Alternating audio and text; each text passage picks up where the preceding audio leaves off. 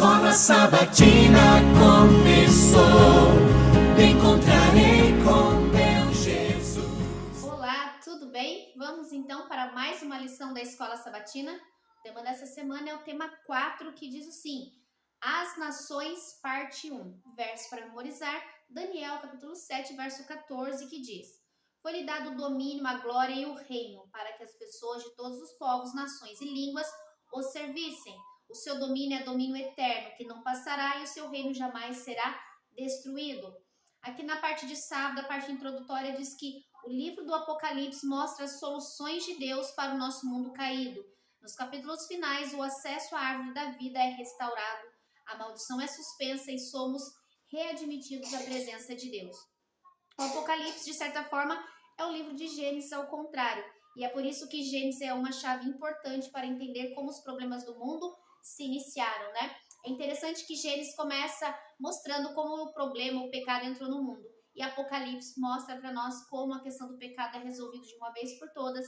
E nós voltamos ao Gênesis, onde Deus criou tudo perfeito em harmonia, né? Domingo, Nimrod e Nínive. Está falando aqui de um personagem bíblico, de uma nação bíblica muito importante. O Éden era o lar ideal. Depois que o pecado entrou no mundo, Deus não teve escolha a não ser separar a humanidade do jardim e da árvore da vida, né? Pelo menos por um período de tempo, né? Por enquanto. Fora do jardim, os seres humanos foram obrigados a trabalhar para garantir sua existência. A vida se tornou difícil. Temos que viver com a dor e com o suor do nosso rosto. Nossos primeiros pais confiaram que o rei legítimo forneceria um caminho de volta para o jardim, né? E assim levavam sacrifícios aos portões do Éden, aguardando fielmente a redenção que Deus desde o início ofereceu ao mundo caído, né? Então, tanto Adão quanto Eva já tinham essa esperança, sabiam que Deus enviaria alguém para solucionar esse problema, né? A redenção viria. Alguns procuraram soluções humanas para esses problemas. Então surgiram as cidades-estados, né? Estamos falando já da descendência de Adão e Eva. Uma tentativa de tornar a vida mais fácil e talvez conquistar o que havia se perdido lá no Éden. E aí é onde nós temos, né, o personagem Nimrod e a cidade então de Nínive. Alguns concluíram que Nimrod ele era um herói nobre, parecido com os conquistadores das mitologias pagãs. No entanto, a expressão valente caçador diante do Senhor, que está lá em Gênesis capítulo 10, verso 9, não é um elogio. Nimrod era poderoso aos seus próprios olhos e estava diante do Senhor no sentido de que desafiava o Senhor. Gênesis 10 descreve o aumento da rebelião contra Deus, o que existirá até que o mal seja eliminado.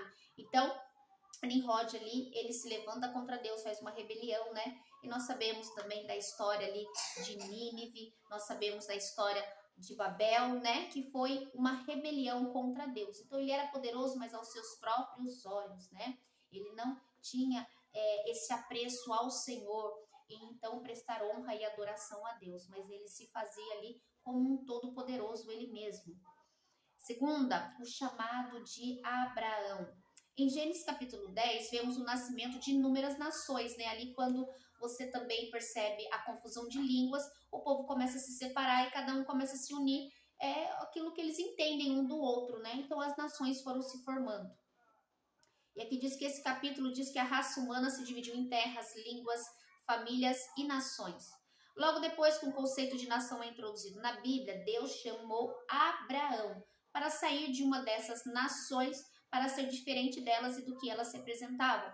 Então, Abraão, ele fazia parte de uma nação que era uma nação pagã, né, envolvidas ali com idolatria. E Deus, então, pede para que Abraão saia desse povo, dessa nação, para que ele cumprisse o propósito de Deus, né? E Deus formou de Abraão uma nação também. Deus pretendia usar Abraão para estabelecer uma nação diferente dos reinos humanos. Essa nova nação não deveria ter nenhum rei além de Deus.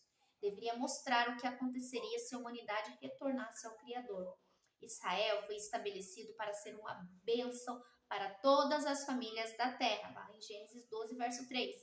Deus lhes concedeu tanta luz e privilégios que provavelmente não eram vistos no mundo desde antes do dilúvio, né? Então não foi por acaso que Deus escolhe fazer uma nação ali de Abraão, né? Não era para que a nação fosse forte ou bonita ou bela aos seus próprios olhos. Não, é para que essa nação refletisse a luz de Deus. E essa nação deveria ter um único rei, que é o nosso Senhor e Salvador, né? Agora não era mais uma pessoa testemunhando em uma única comunidade. Era uma nação inteira trabalhando em cooperação com Deus.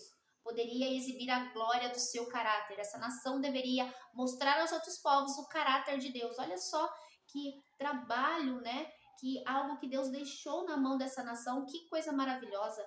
A nação ali que Deus escolheu, então, eles tinham esse propósito de vida, né? Ser um espelho, né? Para que as pessoas olhassem para essa nação e vissem o caráter de Deus. O que os tornava especiais não era apenas os estatutos e juízos que Deus deu a eles, né?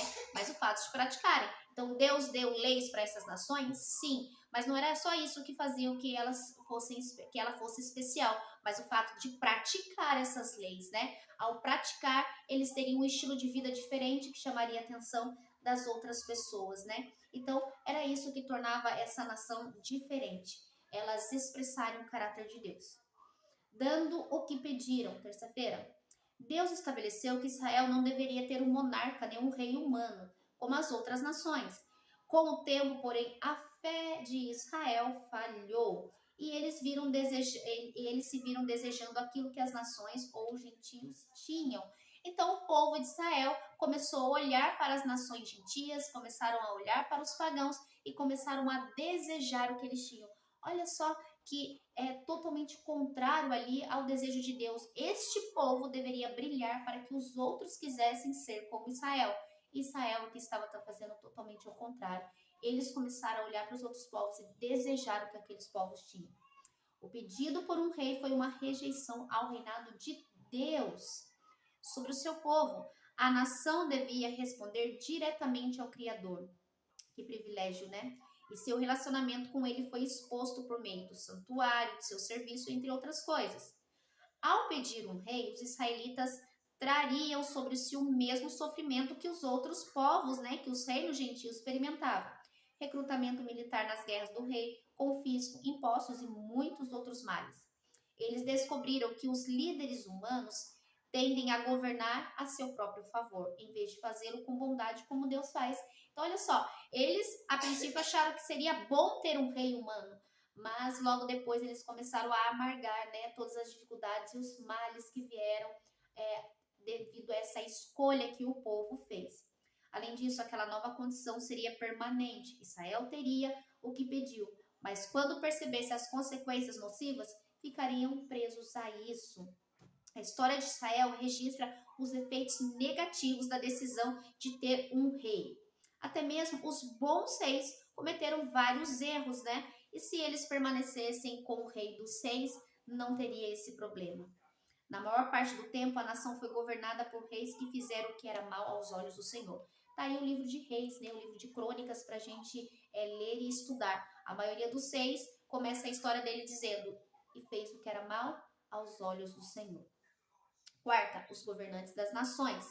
A maneira como Deus se relacionava com Israel nos ajuda a compreender como ele lida com a igreja no Novo Testamento. Em vários aspectos, os erros de Israel foram repetidos pela igreja cristã. Longe de poderem reivindicar qualquer tipo de superioridade, né, sobre o antigo Israel, os cristãos foram e ainda são suscetíveis às mesmas tentações, né? Muitas vezes nós corremos atrás de pessoas humanas para resolver o nosso problema, quando a nossa primeira escolha deve ser Deus. Ele sim pode nos dar a orientação e nos mostrar o que devemos fazer. Então nós não somos melhores que o antigo Israel. A igreja cristã cometia e continua cometendo muitos erros parecidos, né? Israel pediu um rei humano, o que levou à queda da moral da nação. Os reis se tornaram cada vez mais ímpios, até que Deus permitiu que os babilônios levassem o seu povo cativo, né? E uma forma de correção ali a seu povo. Algo semelhante aconteceu na igreja cristã, né, da história da igreja cristã. Embora os cristãos não devessem se organizar como uma nação gentílica, quando Constantino, né, o imperador, chegou ao poder e professou ser cristão, os crentes ficaram aliviados porque a perseguição havia terminado. Será, né?